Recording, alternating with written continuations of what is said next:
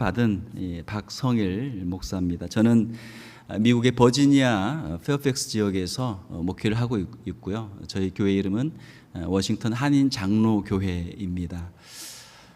제가 미국에서 산 지는 한 21년 됐고요. 이제 그 교회에서 목회를 한 지는 이제 8년 지나고 이제 9년째 목회를 그렇게 하고 있습니다. 우리 귀한 류명렬 목사님 또 우리 당회에서 말씀을 전할 수 있는 기회를 주셔서 진심으로 감사를 드립니다. 오늘 함께 읽은 말씀 가지고 행복한 신앙생활의 비결 3가지라는 제목으로 말씀을 전하도록 하겠습니다. 우리의 신앙생활을 하는 가운데 우리의 신앙생활에는 크게 3단계의 단계가 있다 이렇게 생각이 됩니다. 첫 번째로는 우리의 이 머리, 우리의 지적인 동의죠.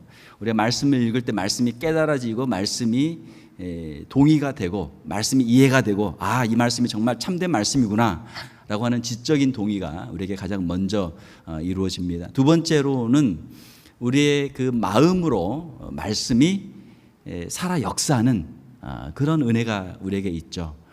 그 말씀이 머리로는 다 믿어지고 다 이해된다 할지라도 우리의 가슴이 뜨거워지기까지는 시간이 많이 걸리거든요. 그것이 옳은 줄은 알지만 그것을 정말 사랑하기는 쉽지 않아요. 그런데 하나님의 말씀이 우리의 가슴 속에서 살아 역사하고 뜨거워지고 정말 주님을 사랑합니다, 주님을 위해 살겠습니다라고 하는 그러한 결단과 각오들이 우리에게 이루어질 때 신앙이 더 깊은 단계로 우리가 나가게 되는 것이죠. 자, 그리고 마지막 단계는 무엇입니까? 그것은 우리의 머리로 알고 있고 가슴으로 뜨거워진 것을 우리의 손과 발로 순종할 수 있는 단계까지 나갈 때 우리의 신앙이 살아있는 신앙이 될 수 있고 주님께 영광을 돌릴 수 있고 또 우리 자신들도 행복한 그런 신앙생활을 할 수 있게 되는 것이죠. 자, 오늘 우리가 함께 읽은 말씀을 가지고 이 말씀들을 한번 적용을 해보도록 하겠습니다. 자, 행복한 신앙생활의 비결 첫 번째는 무엇입니까? 16절 말씀을 보게 되면 항상 기뻐하라 라는 말씀이죠. 항상 기뻐하라.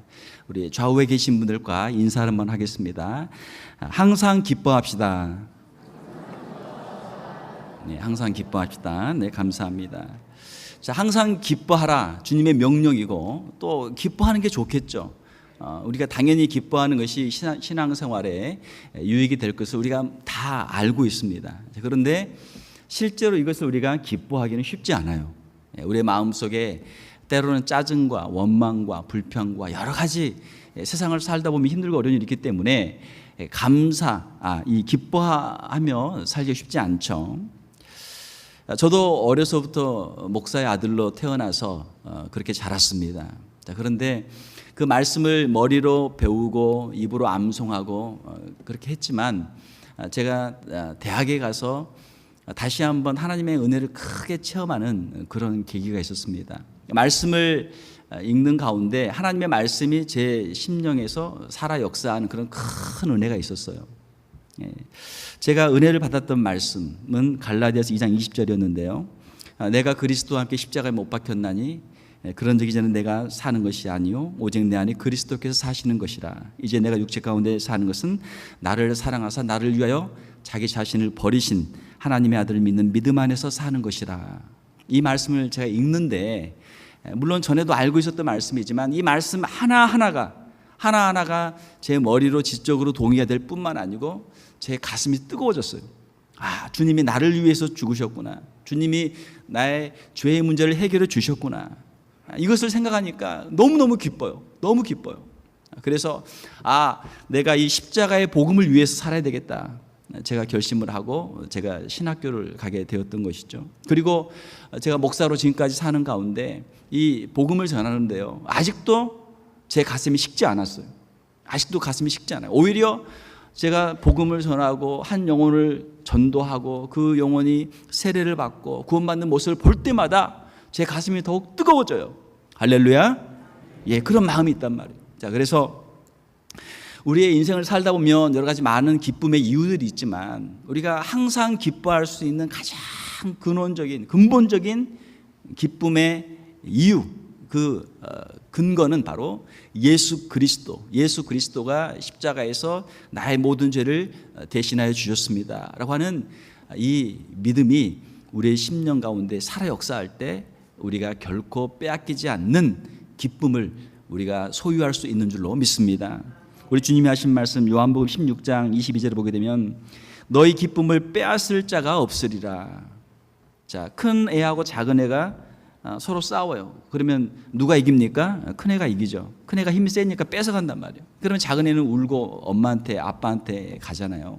자, 우리가 세상을 살다 보면 우리에게 기쁨이라는 것이 있는데 이 기쁨이 영원한 기쁨을 간직하기가 참 어려워요. 기쁨을 간직하기 어려워요. 우리가 바라는 것들이 있어도 그것을 얻어도 잠깐이지 금방 기쁨이 사라진단 말이에요. 예. 여러분 어떻습니까? 좋은 새 차를 사면 기분 좋죠. 그러면 새 차를 사면 그 새 차가 언제까지 새 차입니까? 제가 보니까 한 달 정도는 새 차라고 쳐주는 것 같아요. 그런데 한 달만 지나면 헌차예요. 한 달 타고 나면 여러 가지 뭐 기스도 나고 말이죠. 차가 벌써 이제 몇 킬로 뛰고 나면 이제 헌차 되는 거예요. 새 집에 들어가면 기분 좋죠. 새 집에 들어가면 얼마나 기분 좋을까요? 한 6개월 좋나요? 새 집에 사시는 분들은 어때요? 한 6개월 좋죠. 예, 집도 넓고 깨끗하고 좋잖아요. 그런데 조금 살다 보면 금방 실증이 나요. 예, 금방 집이 좁아지고 지저분해지고 금방 실증 나요. 자, 사랑하는 성도 여러분, 세상의 것들은 금방 실증 나고 우리의 기쁨이 사라지지만 주님이 주신 이 구원의 기쁨, 영원한 천국의 기쁨은 결코 사라지지 않는 영원한 기쁨이 되는 줄 믿습니다. 이 기쁨이 여러분들의 심령 깊은 곳에서 여러분의 이 가슴에서 식지 않는 결코 마르지 않는 뜨거운 기쁨과 이 은혜가 늘 임할 수 있기를 주님의 이름으로 축원합니다. 자, 두 번째로 말씀을 보게 되면요, 17절에 보게 되면 행복한 신앙생활의 비결 두 번째가 무엇입니까? 쉬지 말고 기도하라. 쉬지 말고 기도하라. 그렇죠? 자, 우리 다시 한번 인사합시다. 좌우에 계신 분들과 쉬지 말고 기도합시다. 쉬지 말고 기도합시다. 목사님 어떻게 그러면은 하루 종일 눈 감고 어떻게 기도하나요? 잠도 자야죠. 일도 해야죠. 밥도 먹어야죠. 운전도 해야죠. 목사님 저는 운전할 때도 기도합니다. 운전할 때는 눈 뜨고 기도하세요. 예, 눈 뜨고 기도하세요. 자, 쉬지 말고 기도하라라고 하는 것은 주님과 함께 늘 대화하는 것이죠. 주님과 함께 늘 동행하는 것이죠. 자, 예배를 잘 드려요. 우리 한국교회 성도들은 예배를 열심히 잘 드려요. 그런데 한 가지 좀 아쉬운 거는 성전 문을 열고 예배당 문을 열고 나가면 좀 세상 사람과 별 차이가 안 나는 것 같아요. 예, 분명 교회에서 나오시긴 나오셨는데 나가고 나면 별 차이가 안 나요. 자, 사랑하는 성도 여러분, 우리의 마음속에 우리 주님이 계시고 이 예배당 안에도 계시고 예배당 문을 열고 나갈 때도 주님이 함께 계시는 줄로 믿습니다. 주님과 함께 동행하면서 주님께 기도하고 묻고 우리가 그렇게 신앙생활을 해야 되겠죠. 자, 성경에 보게 되면은 모세의 갈대상자 또 노아의 방주 이야기가 나옵니다. 자, 노아의 방주와 모세의 갈대상자의 공통점은 무엇입니까? 거기에는 이 핸들이 없어요. 네, 스티어링 휠이라고 그러죠. 이 핸들이 없어요. 그리고 거기에는 악셀레터가 없어요. 브레이크도 없어요. 그냥 박스예요, 박스. 네모난 박스에다가 모세는 작으니까 애 하나만 딱 넣는 조그만한 바구니고 노아는 노아와 또 많은 동물들 타고 있으니까 큰 박스란 말이에요. 큰 박스. 그냥 물 위에 떠 있어요. 하나님께서 바람을 부르시면 물결이 흐르면 흐르는 방향으로 가고 하나님이 그걸 또 고요하게 하시면 그냥 거기에 서 있고 말이죠. 내가 오른쪽으로 가고 싶다 해서 오른쪽으로 가는 것도 아니고 왼쪽으로 가는 것도 아니고 빨리 가는 것도 아니고 멈추는 것도 아니고 하나님께서 인도하시는 대로 가는 것이죠. 이것이 노아의 방주고 모세의 갈대 상자예요. 이것은 어떻게 보면은 우리 교회 하나의 모형이라 생각할 수도 있고요. 개인적으로 보게 되면 우리 성도들의 신앙생활의 하나의 모형이라고 볼 수도 있어요. 믿음이라는 것이 무엇인가? 우리의 인간적인 계획과 인간적인 주장을 하게 되면 문제가 생기죠. 오른쪽으로 왼쪽으로 갈등이 생기잖아요. 자, 우리는 일단은 일단은 손을 내려놓아야 돼요. 내려놓고 하나님을 바라보면 하나님께서 하나님의 원하시는 방법으로 하나님의 역사를 하실 줄로 믿습니다. 광야에도 보면은 구름 기둥과 불 기둥이 있잖아요. 구름 기둥이 가면 가는 것이고 멈추면 멈추는 거예요. 우리가 계획을 세우는 것이 아니고 하나님께서, 성령께서 우리를 인도하실 때 그대로 순종하며 가는 것이 우리의 신앙생활이죠. 자, 기도에 대해서도 다른 여러 가지 영성들이 있겠습니다만 우리의 기도의 영성 가운데 하나 필요한 것은 하나님 앞에 우리 자신을 내려놓고 하나님께 우리를 의지하는, 의탁하는 그러한 영성이 우리에게 필요합니다. 빌립보서 4장 6절 7절에 보게 되면 아무것도 염려하지 말고 다만 모든 일에 기도와 간구로 너희 구할 것을 감사함으로 하나님께 아뢰라. 그러면 모든 지각에 뛰어난 하나님의 평강이 그리스도 예수 안에서 너희 마음과 생각을 지키시리라. 할렐루야. 예. 우리 대한민국이요. 저도 이번에 6년 만에 나왔는데 보니까 굉장히 전에보다 더 잘 살아요. 옛날에도 잘 살았지만 6년 뒤에 보니까 더 잘 살아요. 어떤 부분들은 미국보다 훨씬 좋은 부분들이 많아요. 교통도 잘 발달되어 있고요. 화장실 문화도 잘 발달되어 있고 음식 문화도 잘 발달되어 있고 모든 것들이 아주 신속하고 빠르고 잘 돼 있어요. 잘 돼 있어요. 자, 그런데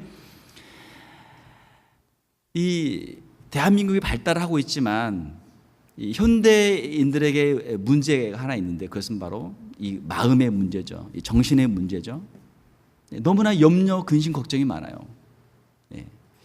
이게 휴가를 가도 좀 쉬어야 되는데 휴가가 아니고 굉장히 바빠요.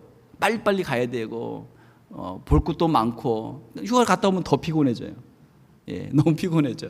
너무 그냥 생각이 많고 계획이 많고 좀 쉬어야 되는데 쉬는 게 아니고 너무 바빠요. 자, 우리의 신앙생활에 있어서 우리가 하나님을 더 깊이 신뢰할 수 있는 그런 믿음의 사람들이 될 수 있기를 주님의 이름으로 축원합니다. 예. 하나님을 신뢰한다는 것은 무엇입니까? 하나님은 온 우주 만물의 창조주가 되시고 주관자가 되시고 하나님은 하나님의 뜻대로 이 세상을 운행하신다라고 하는 것이죠. 우리는 하나님 앞에 쓰임 받는 것이죠. 쓰임 받는 것이 우리에게 특권이고 우리에게 영광인 줄 믿습니다. 하나님은 우리가 아니어도 다른 사람을 통해서 충분히 하나님의 일을 하실 수 있는 줄로 믿습니다. 그것을 우리가 인정해야 돼요. 그러면 내가 잠시 내려놓을 수 있는 것이죠.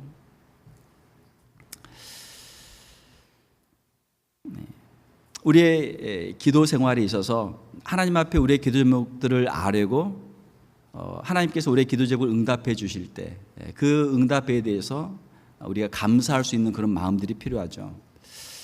우리가 열심히 기도하지만 하나님이 내 기도를 응답해 주셨는지 주시지 않았는지 우리가 어떻게 합니까? 대부분의 사람들은 기도는 하지만 그 기도의 응답을 확인하지 않아요. 확인할 수가 없어요. 내가 무슨 기도를 했는지도 모르고 하나님이 언제 그것을 이루어 주셨는지도 잘 모르기 때문에 그렇죠. 제 경험으로는 기도할 수 있는 좋은 방법은 이 기도 노트를 쓰는 것입니다. 기도 노트를 쓰게 되면요, 내가 언제 무슨 기도를 했고 또 언제 이것이 응답되었고 하는 것들이 다 기록이 돼요. 제가 1년 전에 했던 기도, 2년 전에, 3년 전에, 4년 전에, 5년 전에, 10년 전에 했던 기도들이 있어요. 제가 노트를 가지고 있거든요. 그 노트를 보게 되면 마치 우리가 사진첩 앨범을 보듯이 그걸 보게 되면 내가 이때 기도했는데 하나님이 1년 만에 응답해 주셨구나. 이것은 5년 만에 응답해 주셨구나. 이것은 10년 만에 응답해 주셨구나. 이건 아직도 내가 기도를 더 해야 되겠구나 하는 것들을 우리가 깨닫게 돼요. 그것을 보면서 하나님은 하나님의 때 하나님의 방법으로 응답해 주시는구나. 할렐루야. 거기에 대한 믿음이 생긴단 말이에요. 그러면 내가 기도했고 하나님 응답해 주셨으니까 내가 또 기도하면 하나님께서 또 응답해 주시리라 하는 믿음을 가지고 기도할 수 있게 되는 것이죠. 기도를 그냥 하고 그냥 일어나 버리면 내가 무슨 기도를 했는지 이것이 어떻게 이루어질지를 알 수 없기 때문에 다음에 또 기도하기 어렵단 말이죠. 사랑하는 성도 여러분, 여러분의 신앙생활 가운데 주님을 깊이 신뢰하시고 늘 기도하는, 쉬지 않고 기도하는 우리 성도들이 되시기를 주님의 이름으로 축원합니다. 자, 마지막으로 세 번째는 18절에 있는 말씀이죠. 마지막입니다. 범사에 감사하라. 그렇죠? 우리 좌우에 계신 분들과 한번 인사하겠습니다. 범사에 감사합시다. 예. 네, 범사에 감사합시다. 감사하면 우리가 더 행복한 신앙생활을 할 수 있게 되는 것이죠. 구원의 확신을 가지고 있는 사람들은 세상 문제에 대해서 초연할 수 있고 어떤 상황 속에서도 감사할 수 있는 성도들이 되는 줄 믿습니다. 제가 한국에 있을 때요, 중학교 때 영어를 배웠어요. 그 중에 이제 땡큐라는 단어를 배웠습니다. 땡큐라는 단어 무슨 뜻이죠? 감사합니다. 당신에게 감사합니다. 그런 뜻이죠. 땡큐라는 단어를 모르시는 분은 아마 이 자리에 한 분도 없을 거예요. 머리로는 알죠. 자, 제가 미국에 가서 생활하면서 땡큐라는 단어를 언제 어떻게 사용하는지를 제가 배웠어요. 한국에서는 제가 땡큐라는 단어를 배웠지만 잘 사용하지 않잖아요. 그런데 미국 분들은 땡큐라는 단어를 참 잘 사용합니다. 미국 사람들은 문만 열어줘도 땡큐 잘해요. 뭐 하나를 도와주면 땡큐로 꼭 이야기합니다. 그리고 제가 한국에서 보지 못했던 특별한 문화 중에 하나는 땡큐 카드를 쓰는 거예요. 카드를 써요. 그래서 좀 옛날 고전적인 방법이지만 이런 카드를 가게에서 사서 예쁜 카드, 땡큐 카드가 있어요. 그래서 거기에다가 카드를 써가지고 카드를 보내줘요. 그렇게 보내줘요. 저도 목회를 하다 보면 여러 가지 경우들이 있는데 땡큐 카드를 참 많이 받습니다. 어린아이 돌 예배를 드리면 목사님 감사합니다. 우리 아이에게 주셨던 그 축복의 말씀들이 우리 아이들에게 다 이루어지도록 저희도 기도합니다. 목사님 감사합니다 하고 땡큐 카드를 써줘요. 또 결혼하는 청년들 결혼 주례를 해주면은 목사님 감사합니다. 목사님이 해주신 말씀대로 서로 사랑하면서 의지하면서 잘 살겠습니다. 저희들을 축복해 주셔서 감사합니다. 또 땡큐 카드를 써요. 또 장례식을 하게 되면 또 땡큐 카드가 한 일주일 있으면 또 땡큐 카드가 와요. 저희 어머님 장례식을 해주셔서 감사를 드립니다. 천국 환송 예배를 드리면서 저에게 주셨던 말씀들이 큰 위로가 됐습니다. 목사님이 주신 말씀대로 부모님의 신앙을 본받아서 형제간에 우애하면서 잘 살겠습니다. 감사합니다. 또 카드를 보내요. 또 환자 신방을 가죠. 병원에 가게 되면 또 좀만 있으면 땡큐 카드가 와요. 그래서 목사님 정말 힘들고 어려운 가운데 있었는데 오셔서 위로해 주시고 기도해 주셔서 많이 회복되었고 큰 힘이 되었습니다. 감사합니다. 땡큐 카드가 와요. 자, 그 땡큐 카드를 받는 이 목사가 행복하겠어요? 아니면 기분이 나빠지겠어요? 행복하죠. 행복해져요. 우리의 말은 공중에 금방 사라지고 없어져요. 그런데 글은 남습니다. 글은 남아요. 우리가 가지고 있는 성경은 하나님이 우리에게 주신 사랑의 메시지, 복음이죠. 메시지인데 그냥 어떤 사람이 듣고 말했다면 그는 없어졌을 거예요. 그런데 이것을 하나님의 은혜로 쓰는 사람들이 있었기 때문에 이것이 우리에게 전달이 되었고 복음의 능력이 우리에게 이루어지고 있습니다. 쓰는 훈련들을 좀 할 필요가 있어요. 자, 땡큐라는 것도 우리가 감사한 일이 있을 때마다 감사합니다, 감사합니다 말을 자주 해야 되고요. 또 그 감사하는 마음들을 담아서 그것을 서로 주고받고 간직하는 그런 훈련들이 우리에게 필요합니다. 이것을 사용하면 정말 우리에게 도움이 돼요. 제가 목회하는 가운데 힘들고 어려운 일도 당연히 있죠. 자, 그런데 저는 제 나름대로 어떤 목회의 비결이 있는데요. 그것은 땡큐 카드를 교인들이 저에게 주시면 저는 그걸 버리지 않고 바인더에다가 그걸 다 넣어가지고 제 서재 한쪽에다 그걸 다 넣어놔요. 여러분 자녀들의 앨범 사진을 보듯이 저는 우리 교인들의 물론 교인 주소록도 있지만 그 땡큐 카드를 바인더에다 다 넣어놔요. 그리고 한 번씩 봐요. 한 번씩 봐요. 한 번씩 보면은 이때 우리 집사님이 감사했고 우리 장로님이 감사했고 권사님이 감사했고 하면서 그 장로님과 권사님과 집사님에 대한 이 마음, 이 감사의 마음과 사랑의 마음이 더 커진단 말이에요. 커져요. 네. 참 좋은 것이죠. 우리가 감사해야 된다, 감사가 좋은 것이다 아는 거하고 감사를 하면은 우리의 가슴이 따뜻해지고 뜨거워지고 좋아진다. 이것과 실제로 우리가 하는 건 달라요. 실제로 하는 건 또 한참 시간이 걸리고요. 실제로 해봐야만 그의 능력을 체험할 수 있어요. 여러분도 한번 해보세요. 부모님에게 감사합니다 카드를 한번 써보시고 또 우리 구역장들에게도 우리 다락방인가요? 감사합니다 수고하십니다 카드를 한번 써보세요. 또 우리 목회자들에게도 힘들고 어려울 때 신방해 주시고 또 좋은 일에 힘들고 어려운 일에 찾아와 주시고 격려해 주신 것들에 대해서 감사를 한번 써보세요. 그러면 우리 류 목사님도 분명히 그거 버리지 않고 아마 그거 다 모아놓으실 거예요. 여러분들의 감사가 목회하는 목사에게는 큰 힘이 되는 것이죠. 우리에겐 감사할 제목들이 많습니다. 감사할 제목들이 많죠. 제가 신앙생활을 하는 가운데, 목회를 하는 가운데 행복한 목사로 제가 살아갈 수 있는 그런 계기가 되었던 것이 하나 있는데, 이거 하나만 더 소개하고 마치겠습니다. 하나만 더 소개하면, 그것은 제가 감사 일기를 쓰기 시작하면서부터 제가 행복한 목사가 됐어요. 목회를 하다 보면 힘들고 어려울 때가 있거든요. 정말 힘들 때가 있어요. 그러면 내가 이 목회를 해야 될 것인가 말아야 될 것인가, 그런 지경까지 갈 때도 있단 말이죠. 자, 집에 와서 자려고 하면은 막 여러 힘들게 했던 사람들, 힘든 일들에 머리가 복잡해져요. 여러분들도 그렇잖아요. 가정일이나 직장일이나 인간관계 힘들고 어려운 일 많잖아요. 자, 그런 일을 생각하면 잠이 잘 올까요, 안 올까요? 잠이 잘 안 와요. 자다가도 깨요. 악몽을 꾼단 말이죠. 그러면 그 다음날 일어나도 피곤해요. 이게 악순환이 반복이 돼요. 악순환이 반복이 돼요. 자, 어떻게 이걸 해결할 것인가?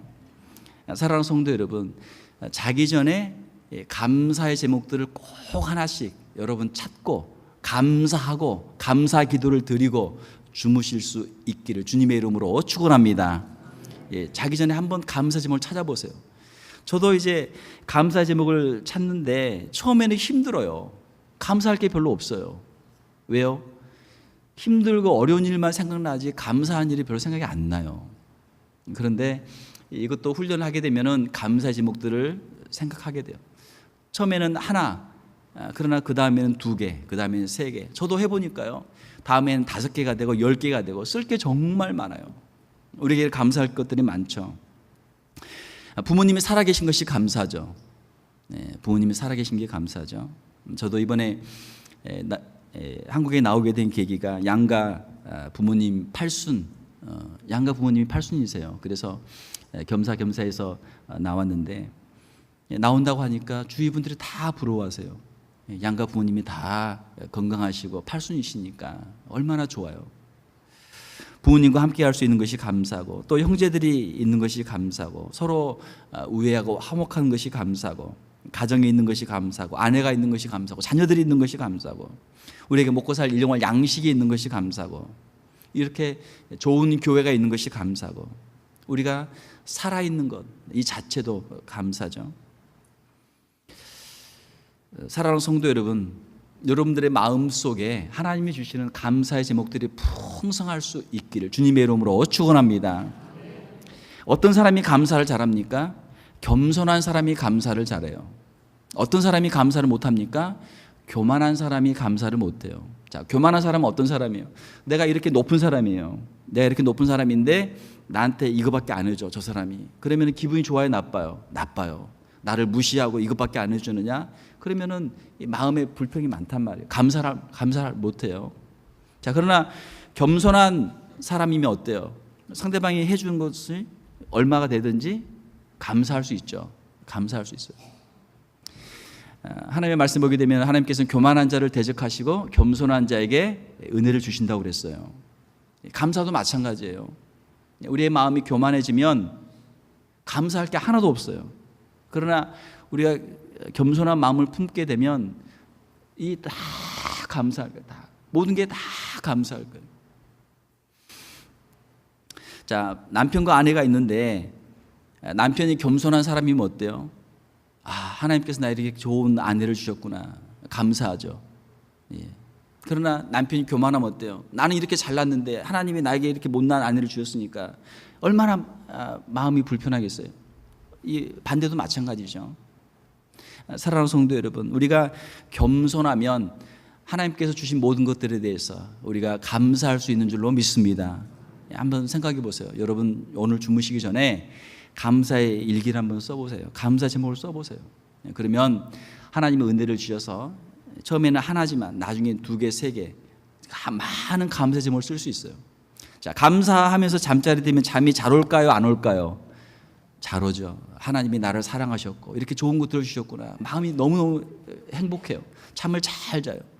그러면 그 다음날 아침에 상쾌한 기분으로 일어나죠. 그러면 하루를 또 힘있게 일할 수 있고 또 잠자리에 들 때 또 감사할 수 있고 이렇게 하게 되면 감사의 선순환을 이룰 수 있게 되는 것이죠. 자, 항상 기뻐하라, 쉬지 말고 기도하라, 범사에 감사하라. 다 성경에 있는 말씀이고 다 옳은 말씀이고 그렇게 하면 잘 된다고 사람들이 다 이야기하는데 나는 왜 기뻐하지 못하고 왜 기도하지 못하고 왜 감사하지 못할까? 말씀에 순종을 못한단 말이에요. 거기까지 가는데 아직도 갈 길이 멀어요. 아직도 갈 길이 멀어요. 애들한테 아무리 공부하라 말을 해도 공부하면 잘 되겠지 알아도 실제로 하기까지는 시간이 많이 걸리잖아요. 실제로 자기가 그걸 인식하고 그거를 정말 위해서 살기는 쉽지 않잖아요. 우리 신앙생활도 마찬가지예요. 우리가 어떻게 하면 더 행복한 신앙생활을 할 수 있을까? 하나님을 더 깊이